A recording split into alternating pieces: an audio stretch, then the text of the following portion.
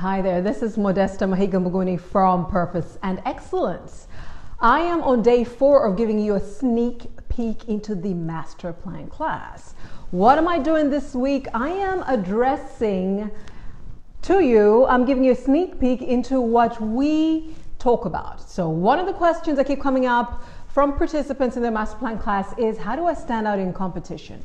What I want to do, or what I am doing, there are many people in my industry doing it, whether that is in business or in entrepreneurship. So what sets me apart? And we started with step 1. I've got steps 1 to 10 for you. Step 1 was know what gets to you, because what gets to you, you will be really invested in to make sure that other people, get to the other side on. Step 2 was add value. Do over and above the minimum offering of your business or the minimum of the job description. And yesterday, we spoke about identify their pain. We make a lot of these assumptions, especially as entrepreneurs, that, I have this concept. I'm telling you, when I take it to market, they're going to love it. And you didn't even test it to the market. You didn't ask anybody. You just assume, because you generally know what the challenges usually are, that people would like what you have to say. And then when they don't receive it as you actually thought, man, you're probably already counting the money or how much you'll get from this idea. You're thinking, what went wrong? But I thought this was their problem. How come they're not, all jumping to my solution? And so yesterday we looked at step 3, which is identify their pain. And the best way to do that is to ask them. And today, know your customer. And so people think, that goes without saying. But you know what? I realize we don't get into the specifics of knowing our customer. How do you know this, Modesta? Well, because I ask. I ask people for what I want to do, but I also speak to those that are, either going out in business, or they want to position themselves in employment, or, as an industry expert. I ask them who they're targeting. And I'm telling you, this is a challenge I had myself. Initially, I was targeting everybody. I thought, everybody needs this thing. Or somebody else would be targeting one customer, not realizing that maybe these are the beneficiaries of what, they're bringing to market, but not necessarily the person who will pat with the money from their pocket to pay for you to stay afloat and to thrive in your business. Or, you think whatever it is that you're doing, you would like to, if it's in employment, work with these people. This is what you're proposing to them, but they're not necessarily who want that service. And so you'll be better employed in another sector or another organization. So it's really key to know your customer. So let's unpack this a little bit. How do you know your customer the best you can? I just feel like taking a little bit of a break to say hi. Hi, Teresa. Hey, Alan. Hi, is it Dinah? I'm not sure how to pronounce your name, but thank you so much for tuning in. So how do you know your customer? Let's take entrepreneurship, for instance. If you're targeting individuals, these are the ultimate people who will consume your product, and they're the ones who will part with the money from their pocket to pay for your services. Okay, what gender are they? Are they male or female? And I know you're thinking, everybody needs this, but you need to zero in on someone. And you know what? If you're thinking, Modesta, if I zero in and I get too narrow, I'm going to lose out on a potential market. What I came to learn is you actually don't lose out by narrowing down. You actually will be so clear about who it is you are targeting. And everything you say will sound exactly like what that demographic is looking for. I mean, truly, they'll say, you're in my mind. I do not believe it. You must have some secret camera somewhere in my life, because you are preaching to me. You are speaking my life right now. And the only way you can get that focused and that narrowed down is if you start writing down. And I'm telling you, if you have pen and paper, you can get on your phone right now. Get on your phone, but without getting me off this live feed. Then you will, you can be very detailed. So whoever you're targeting, let's say you're in entrepreneurship and you're targeting individuals. Hey, Alan. Hi, Alice Ellen. Ask yourself, what is their gender? Write it down, male or female. Okay. Then next to that, what age are they? What age bracket are they? Oh, Modesta, from, let's say youth, from 15 to 35. You cannot be targeting people from 15 to 35. Even if that's our definition of youth many a times in Africa, no, you need to narrow down a little bit more. And so let's say I'm talking about, maybe let me give myself maybe 10 years, 30 to 40-year-old women. Okay. It doesn't mean, of course, that people from other age brackets or people from other genders will not come to you. It just means you are going through the avatar. You're going through the profile of who you want to target so that you can use the language of that person, so that you can go to the places where that person frequents, so that you can appeal to the interests of that demographic group. Do you know what I've gone down to, to the point of doing? I give a name to who I'm targeting. My person exists. My person has a name. All right, so what is the gender of people you're targeting? Hey, Zana, welcome. What is their age, group? And you cannot have a 30-year gap in age group. Truly, we need to narrow down a little bit more. All right, and what is their marital status? Are they married or are they single? Like I said, it doesn't mean that, hey, Les, it doesn't mean that you are, saying anybody else who doesn't come with this demographic, this profile, that I'm not going to do business with them. No, but you're saying I need to be really focused. I need to be really clear who I'm speaking to, so that when I speak, they're thinking, my goodness, she's singing my life.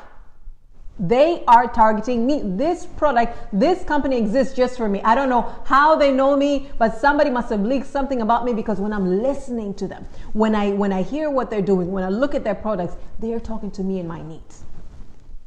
What is their gender? What is their age? What is their marital status?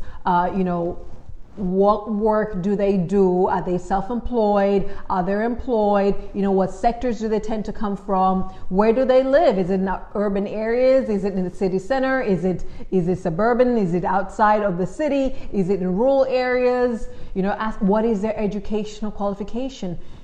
Oh, Modesta, are we discriminating? No, you're not discriminating, but you're being discriminate. You are being very picky, not to isolate so that other people don't qualify. No. Just so that you can be very clear. And so what is their educational background? Okay, you can even see, what professions that they tend to be in. I just spoke of their industry. Good. Do they have children? How many children do they have? How old are their children? It matters. It matters. If you're dealing with toddlers at the age of 35, 40, or you're dealing with teenagers at the age of 35, 40, you've got a completely different set of issues. And so are they married?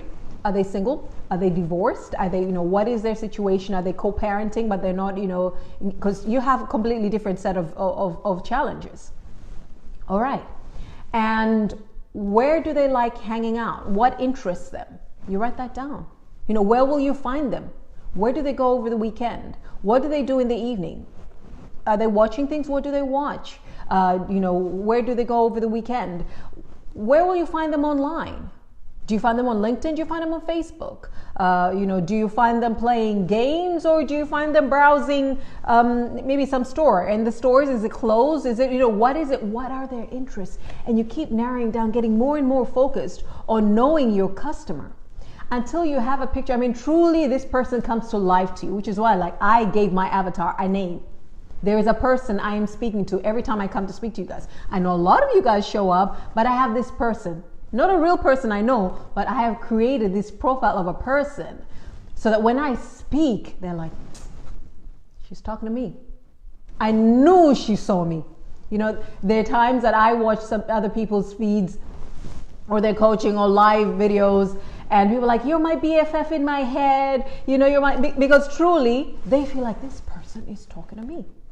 And so when you narrow down to that point, you can then look at what it is that you want to offer. Remember yesterday we were talking about, ask, get to know their pain.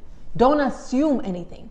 So when you narrow it down and you say, this is who I'm speaking to, it could be a challenge, whatever it is that you want to address. There's a pain that you want to relieve or completely eliminate. It could be a common challenge for many people, but you must know who specifically you're speaking to and who you are not. And so knowing people's income brackets, knowing, what they do they have a car, do they not? Do they use public transport? Are they people that save or they have no savings? Are they living, paycheck to paycheck? I know it sounds like it's a little too much, Modesta, don't you think? But nope. The greater detail you can get about this person, the more you get to see what motivates them. You get to see, what kind of recreational activities they're involved in. You get to see what kind of people are there. Are they people like brand? Are they people like generic, whatever? Are they people saving up for their kids' education? Or are they people like, look, I struggle, I'm living it up right now. So as you get to know them a little bit more, and you're narrowing down what it is that what they're like, what their life is like, what their interests are like, what their aspirations are. Where do they congregate? Where will I find them? And what do they spend their hours doing? Then whatever it is you're offering, it could be juice, it could be shoes, it could be some service. And for instance, when you're thinking about, okay, so what I am offering to them, how can I price it so that this person I am targeting, would be willing to part with their money? So how much disposable income do they have? And how much of it would they spend on, what I'm offering? Or is what I'm offering so compelling that they would even go much further than they usually would, if I position it a certain way? Not that we want to run down anybody in their lives and get into their budgets, but hey, you're selling, right? And so you want to see how can you tap into that income, because you're competing with everybody, not just with everybody in your industry. Well, any place where they would spend their money is your competition. And so you want to narrow down on their profile so you can say, I know you so well. I know your pain. And of course, you've spoken to people, as we said yesterday, you've gotten to find out specifically what is that one thing. If you address for them, they would say, where have you been all my life? And so you tell them, I know you. I am speaking to you. I know your life. I know your pain. I've been through it. I can relate. And so I'm offering this to you. This will change your life forevermore. I know what your issue is. You're stuck in traffic for 3-4 hours a day, and you have responsibilities at work, and you have responsibilities at home, and you've got this, that, and the other. And listen, what I'm offering right now, this is going to relieve you in this area, and this is going to help you do this, that. This is going to, get you to do that faster, do this quicker, do this swiftly, spend time with your family. Whatever you know to be their aspirations, cater to that. And so instead of just saying, well, we're offering, our services to people in the city center or blah, blah, blah cities, you narrow down and say, I am targeting women between the age of 30 and 40 who are, career women that are married, that have, two children minimum, that are, that commute, that drive to work and have to drive back, and traffic is crazy and blah, blah, blah. And maybe this is a solution for, I don't know, food delivery, or this could be a solution for just somebody does wardrobes. I'm giving you guys business ideas already. Wardrobes for women, or this could be, I'll come and do your hair and your nails and whatever at home, or just whatever it is. But get to know them, their profile as a demographic, their interests, places they go to, the issues that they face, and speak to them. Then you can distinguish yourself in competition in a way that is not too salesy. You don't even have to overtly market yourself, because everything you say will sound like you see them. You understand them. People are going to think you're a shrink. People are going to think you're some prophet. Like, oh my goodness, how did you know? Well, I profiled you.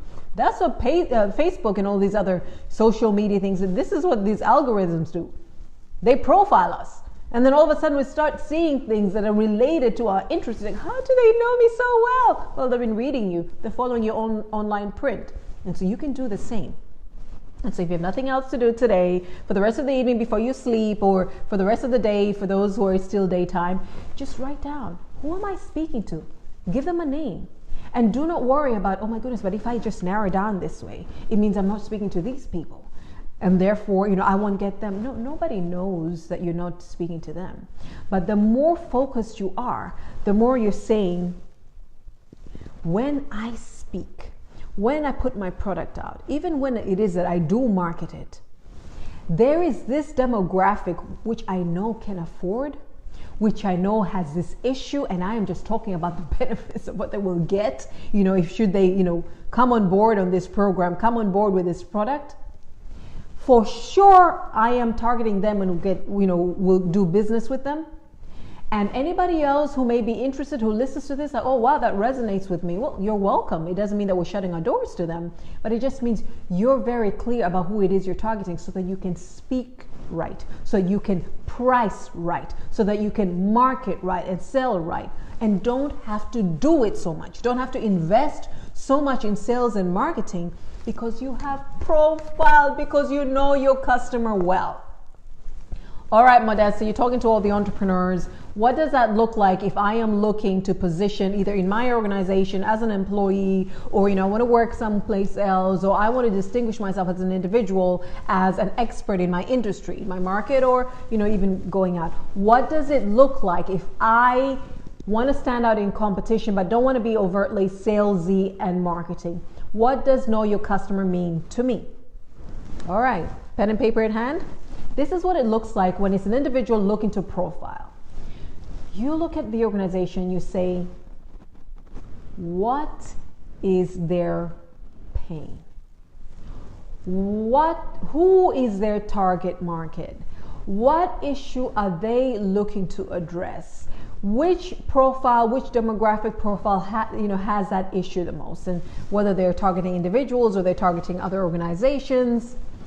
I'll give you an example, and I know this is like straddling between employment and business, but one of the participants of the Masterplan class is a consultant, and she thought, I am going to target small businesses.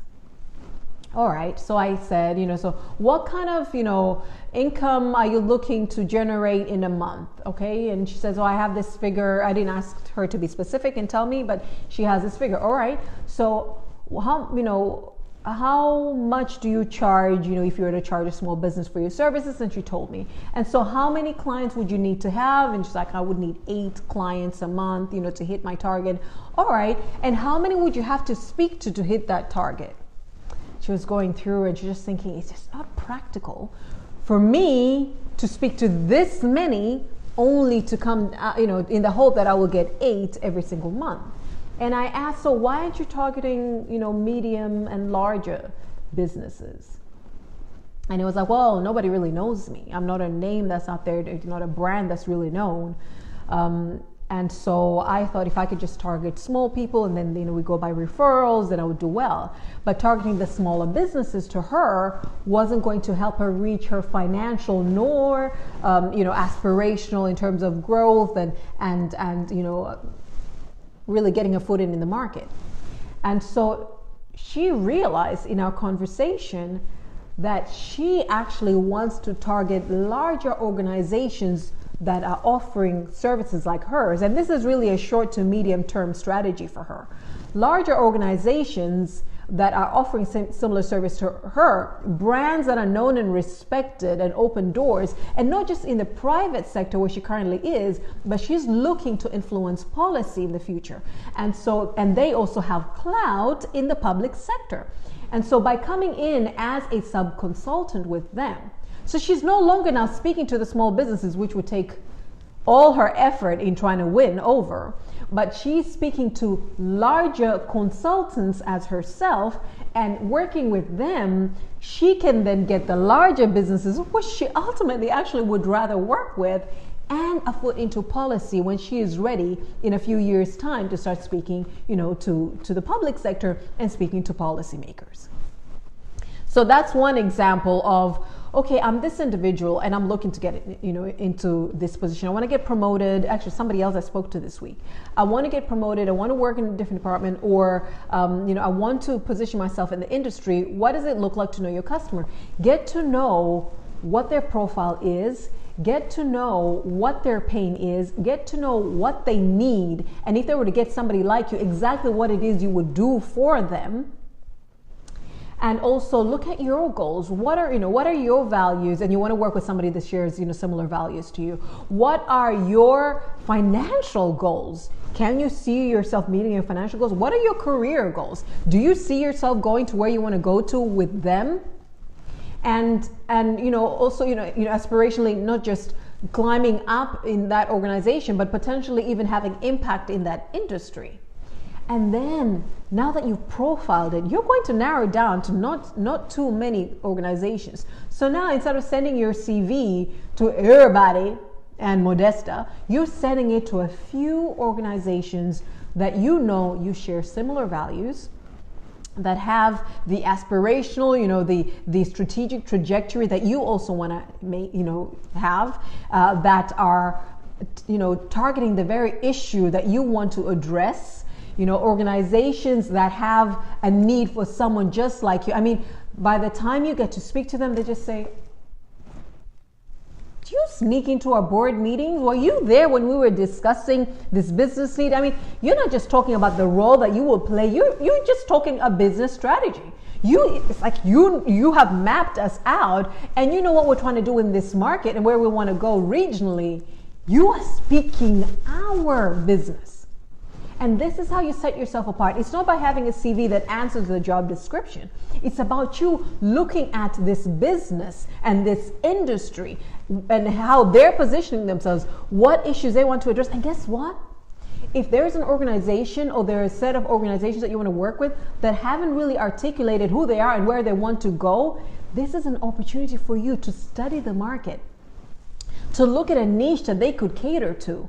And in proposing your services, getting them to understand, I see what you're trying to do as a business, but you're spread too thin. I see what you want to do as a business, but you're speaking to everybody and therefore not sufficiently speaking to anyone. And this is how I could be of value, yes, in this role, but also to you as a business, because it looks like what you're saying and what you want to address, this demographic group, has the most challenge with.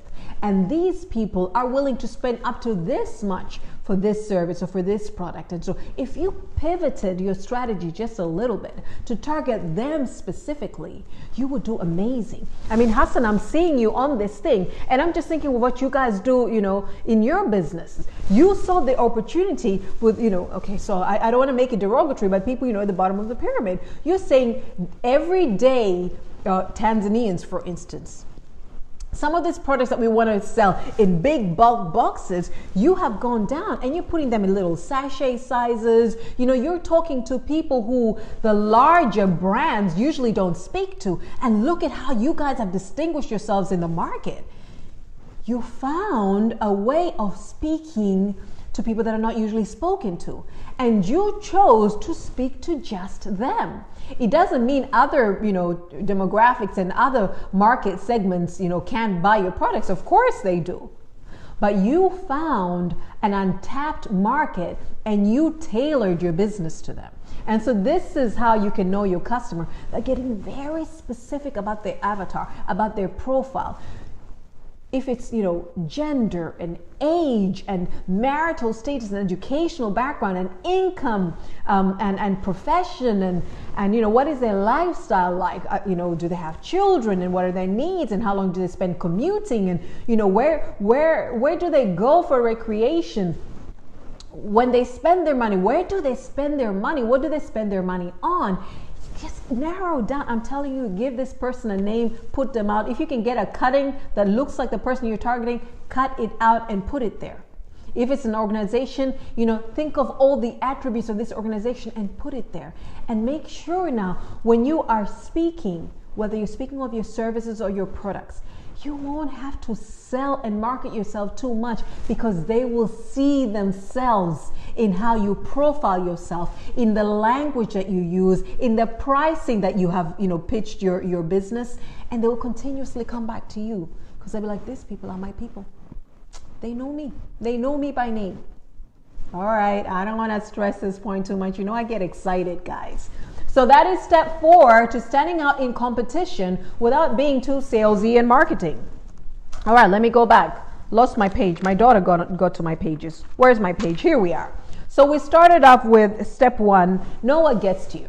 If you want to stand out in competition, know what gets to you, because you know what? Whatever gets to you, you will be all that more passionate about addressing it with other people. You will come out as authentic. You will come out as a person who's truly invested in this. Number 2, add value. And not just add value at an interview to say, oh, I will do this and I'm a person who goes over and above. And not just, when you're pitching your business and you're saying, pick me out of all these other businesses. You want to be seen as a person who has been about this all along. That even when there are no cameras and shiny lights on you, even when you're not being profiled, you've always been about adding value to people. You will add, you'll give additional services, you will maintain products, you will be flexible, on your maybe the warranty period, maybe the period in which a person can access your products and your services. Maybe it's a return policy. Maybe it's a layaway and paying slowly. Maybe it is, you hire until you're paid off and a person can get that service. Maybe it's a person who volunteers and who gives of their services in their industry. People will say they truly care. They're adding value. It's not just because they want our money, not just because they're offering this service or this product, but I know them. They've always been about this. All right. And then yesterday was identify their pain. We make a lot of assumptions of what people need, both in terms of businesses make assumptions what their customer needs, and as individuals, we make assumptions of what organizations need. And sometimes we're just looking at that vacancy posting, or we're just looking at that job description, and that is too limited. That is just at the surface. You can go deeper to finding out what they're looking for a person in that profile. Unspoken things, expectations, it would be an added advantage, or it would be ideal. Go over and above. Even find, somebody in that organization, have a conversation with them about what it is they're looking for and why this role exists. I mean, you can see in the job description why it exists, but what challenge does that organization have that this role and this person, this role, could address? And then do over and above what your job description requires of you. Do over and above what you think, you deserve in the pay that you're getting. And you will, I was going to say, just always be picked out of a crowd, stand out in competition, because they know you're not just tit for tat. It's not only transactional to you. You truly mean to add value. And today, know your customer. Don't have a broad customer base and it's just, I am targeting all entrepreneurs. You cannot target all entrepreneurs. They come in all kinds of shapes and sizes and needs and challenges and aspirations. Narrow down. And in narrowing down, ask yourself, okay, am I targeting people that, yes, will benefit from the service, but can they pay?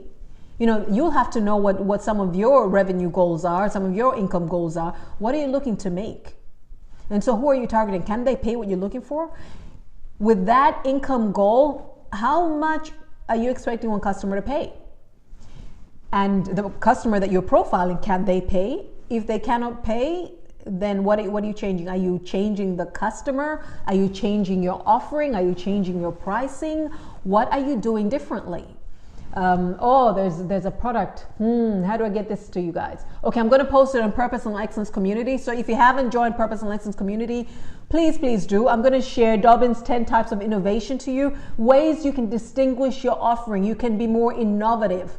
And I know this is primarily for businesses and models of things, but I'm sure as an individual, you can look at a way to package yourself differently as well. So go to Purpose and Excellence Community on Facebook. And after this video, I will post a link to Dobbin's 10 types of innovation. Tomorrow, we're going to talk about tailor your solution.